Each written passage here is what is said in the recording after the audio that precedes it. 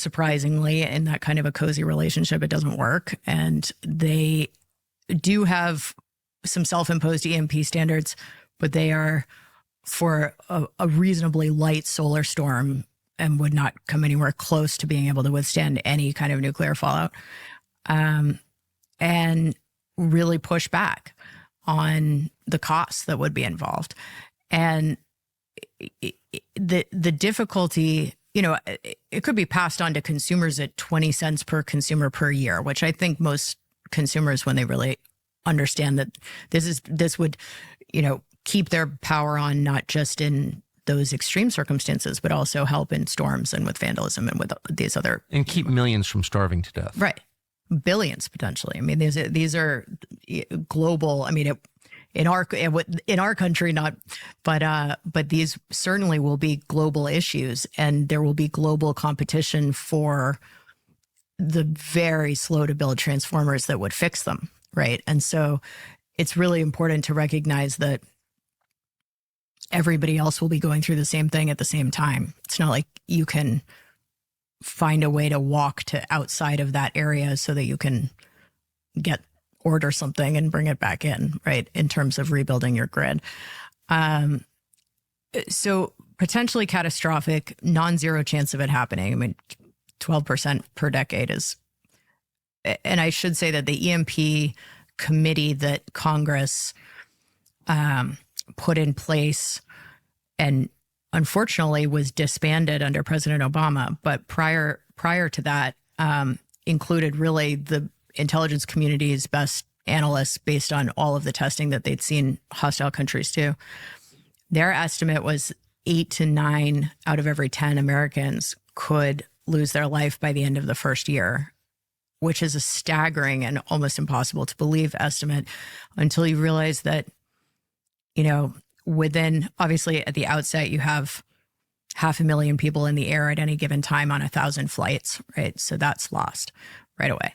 And then so everyone on an airplane does. Right. So that's 500,000 people at any moment, any given moment. And then you have, obviously traffic and everything that happens in that immediate chaos.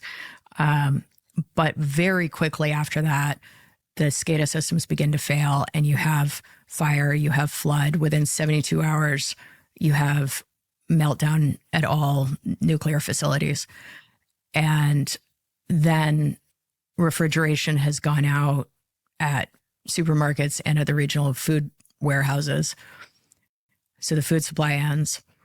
There's no access to ATMs or money or financial structure of any type.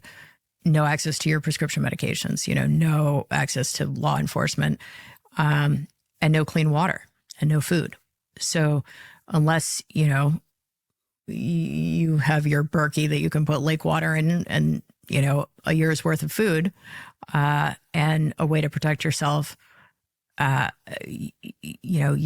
which the vast majority of Americans don't have. You are in an incredibly vulnerable position that there's absolutely no reason to risk putting our own people. And that's just for people who are outside the cities. But if you're in the middle of a tightly packed metro area, you're just done. Yeah. I can't even imagine people's having, covered chaos in Baghdad and right. Hurricane Katrina. Anyone who's ever seen the, disappearance of authority knows that like within hours, people start going crazy and hurting each other.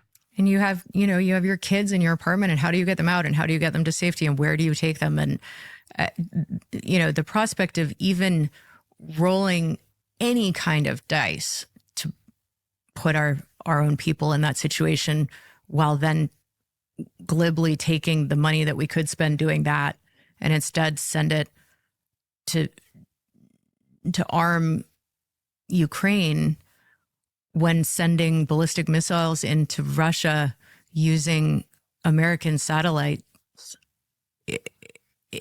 puts us in a direct hot war with Russia for the first time ever. That actually puts us at a higher risk of this kind of attack than ever in our history. And at a moment where instead of spending our money to protect ourselves from that attack, we're actually spending our money to provoke that attack.